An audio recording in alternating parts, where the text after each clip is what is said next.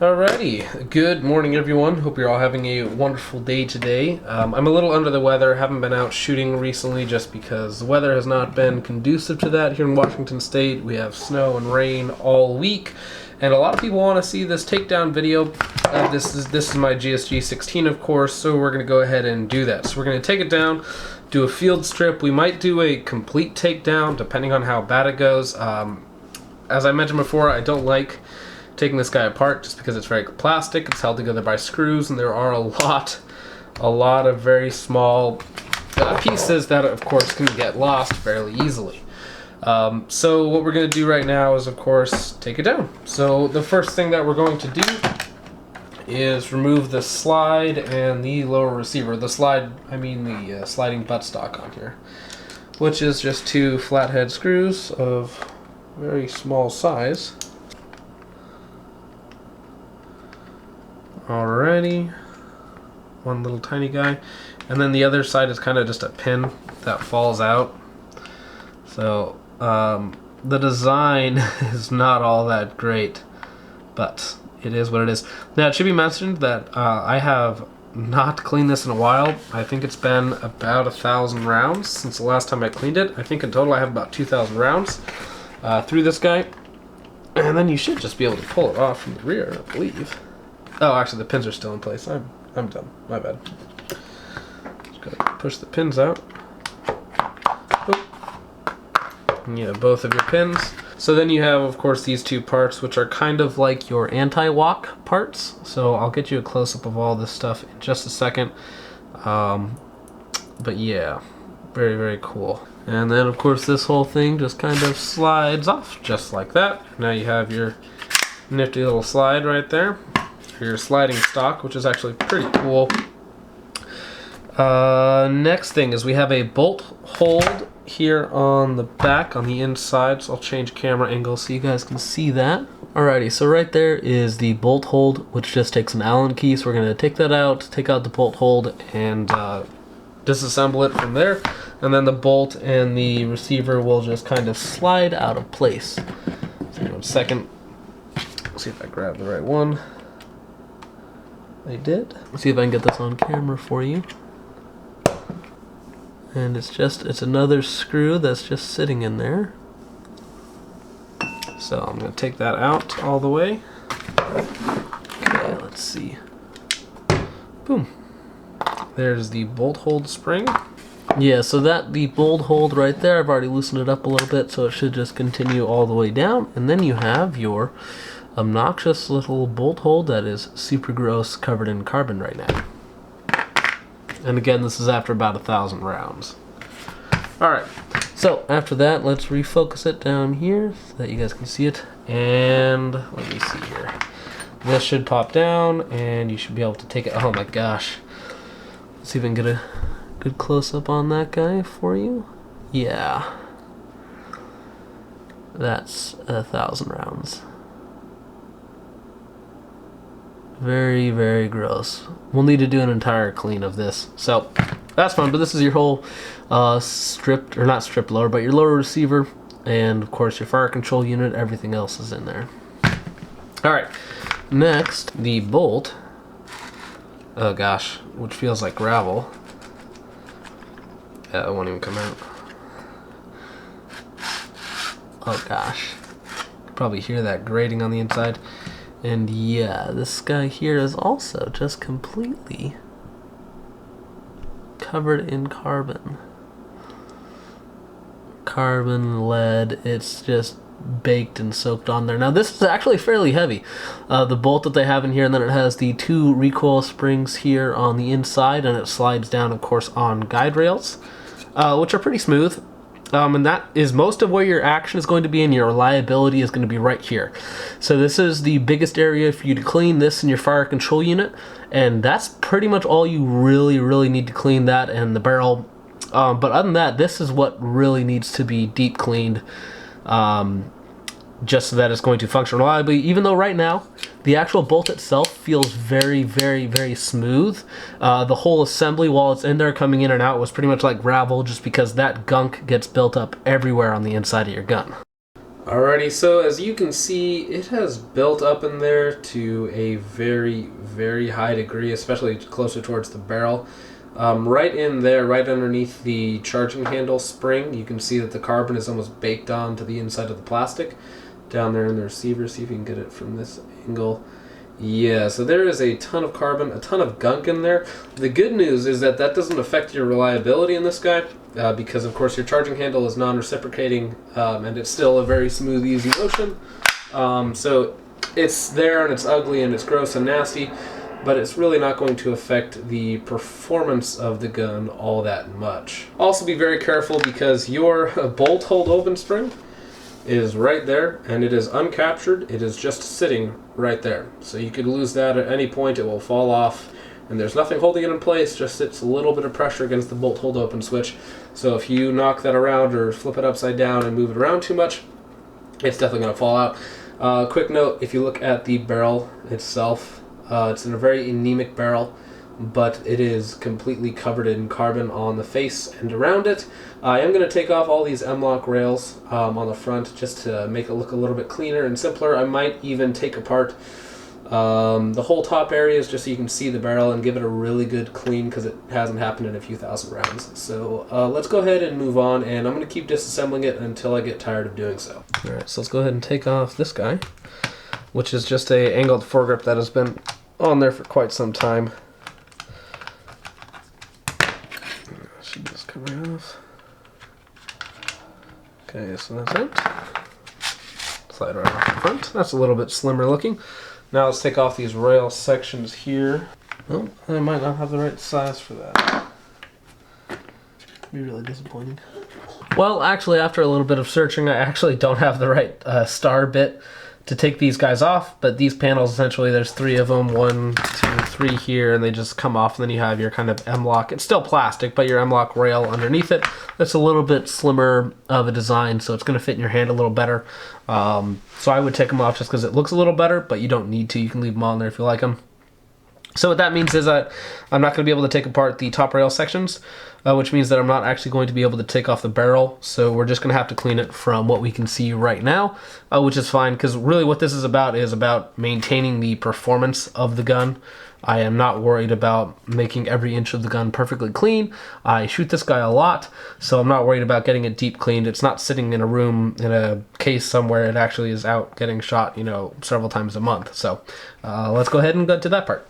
Alrighty, so the first thing that I'm going to do cleaning wise, I'm going to take one of these. This is a oil remover cloth. You can find these guys at like Walmart for like $2 for a whole bag or box of them. But you can just pretty much just rub it down, and you're going to, wow, look at that. Just going to take as much off from the outside and then get like a toothbrush or something else, and then that's when we're going to be moving towards the inside. Then we'll dry it off from the outside, lube it up, and put it back into place. Well, we'll also clean up the inside of the actual receiver, which is right here. And this is just the bolt assembly. This is the most important part when it comes to reliability, keeping this clean and cycling properly. If this is not lubed up, if it is not cleaned, or at least in a semi-state of clean enough, then it will not function properly, and you're going to get a lot of misfeeds and things not going boom when you want them to. And it's just really gross. One of the most important areas on here that's also kind of difficult to clean is you need to apply pressure on the bolt, make it go as far back as it wants to, I guess. It does not want to go very far back. Oh, it has those springs at the back. And then you need to clean the actual rail itself. And then if you can, while you're in here, lube up the rail anyways that it's sitting on, and that way there it's going to have a much smoother cycle. But you need the bolt out of the way to clean a lot of this stuff anyways.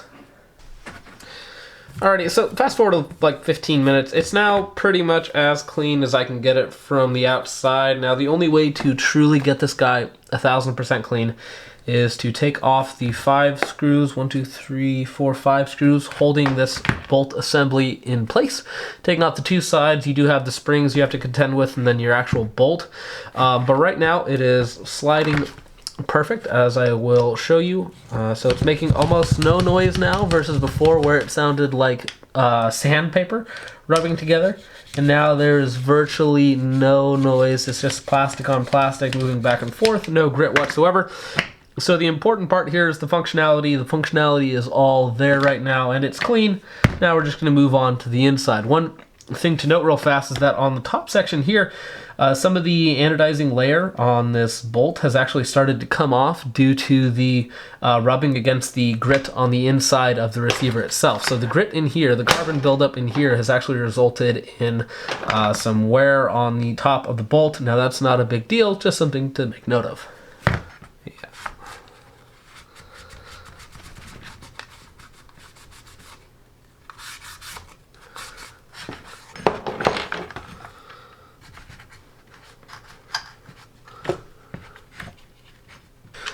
Alrighty, so there is the inside of the upper receiver. Now I can see it's a little wet. There's a tiny bit of oil residue up there from the rags. Let's see here. Where is another good angle for you? So inside the well, it's all cleaned up. It's pretty much as good as I can do without just taking the thing completely apart.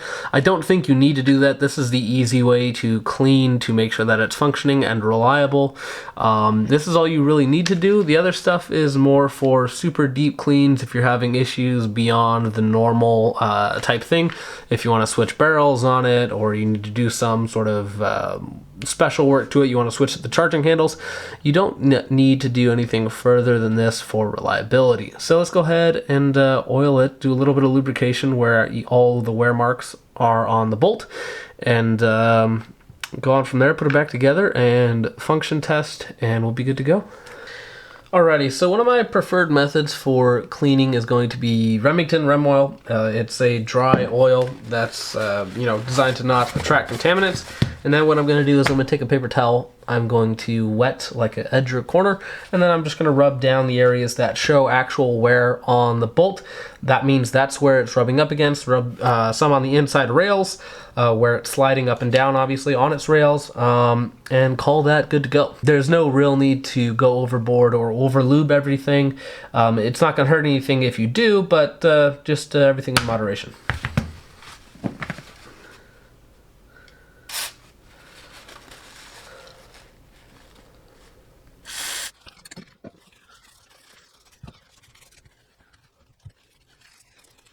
Make sure that that is nice and lubed up. Feels great, very, very smooth. A little bit of oil on my hands, not a big deal. Ooh, it's a little overboard. Alrighty.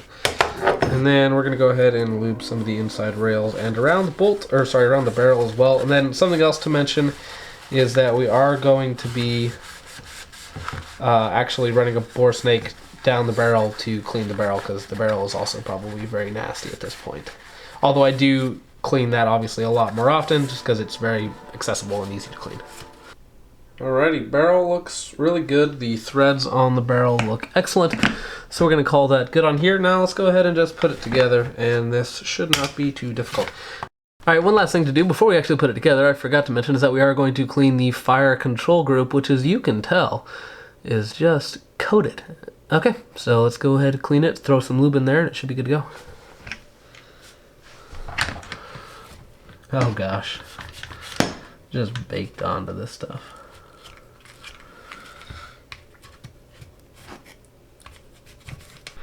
Alright, so if you don't know, the magazine release on this guy does have a magazine safety, so to release the hammer, just pull back on the magazine safety and pull the trigger ever so slowly, and you get your hammer forward just like you want it.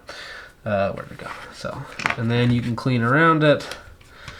Now, as to actually taking this guy apart and getting rid of a lot of the stuff on the inside, fortunately, it doesn't have a whole lot of areas for carbon to actually get inside. Unfortunately, that means those areas are very difficult to get to. It's a trade-off you're always going to get.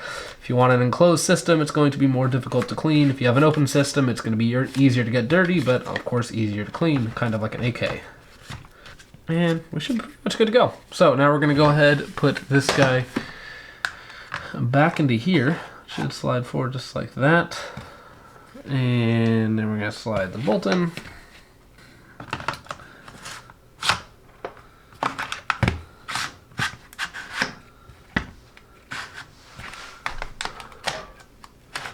Okay, that makes sense. So you kind of got to situate the bolt in the right spot.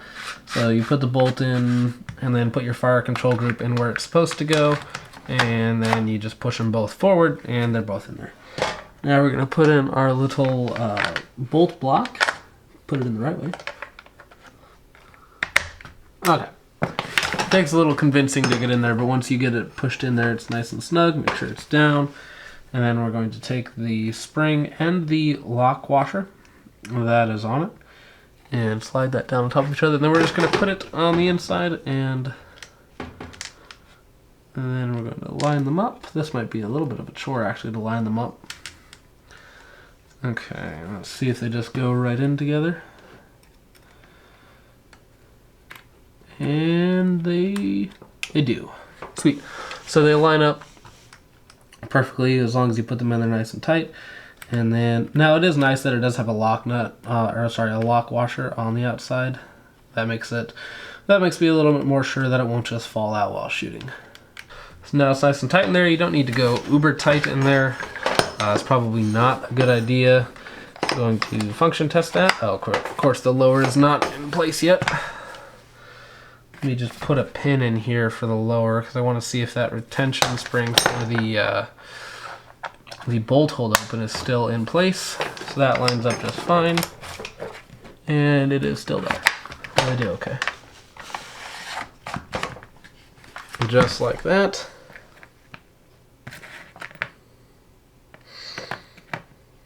And then we're going to do this the same way. Push a pin up from the bottom. And they kind of screw in from the top. And these guys come loose all the time. So if you're used to shooting your GSG-16, you probably noticed that. But these guys here just come loose all the time. So it's probably actually a good idea to put in some Loctite. But then again, it is just a 22. And they actually rotate against each other on the side, which is also obnoxious. This guy is no exception, but it is nice to get in there, give it a nice clean, and make sure that it's functioning reliably. And this guy here has been reliable for me. So a much smoother feel. Something to note is that this is not like a super light bolt, so the bolt is still fairly heavy feeling, but it is, of course, a lot cleaner on the inside. It's a little bit smoother. A lot of that carbon has been removed from the lower, from the bolt itself, and from the inside of the upper receiver, so it is going to be a little bit smoother for the next few hundred rounds, and then it's going to get gunked up again. Now, some people have varying results with their GSGs, and they'll get poor reliability after just a few hundred rounds of not being cleaned. But like I said, now I've cleaned this guy twice in about 2,000 rounds, so pretty good overall. I do clean just open bolt fairly often. Probably every time I take it out, I clean it afterwards. So I shoot a couple hundred rounds, then I'll clean everything I can in here, throw some lube down the rail on the top and on the sides in there, and then call it good. But it's nice to actually get in there, get the bolt out, clean it. You could do a complete bolt tear down, like I said, if you had that right bit. I just didn't have it on me, actually. I'm very surprised I didn't have it on me, so I couldn't take off the rails or do anything else like that. But that is how you do it. That's a very basic field strip. You can get much more in depth about taking off all the rails and the barrel assembly and everything else. But for this is a very basic field strip and clean. And this is all about function and performance, not it looking perfectly clean and super nice for whatever reason. For me, this is just a very fun gun that I take to the range. It's a training gun. It's a gun that people like to shoot because it's 22. It's very cheap to shoot, so I shoot it a lot. So that's pretty much it for the video, guys. Thank you guys so much for watching. I will see you guys in the next one. Peace off.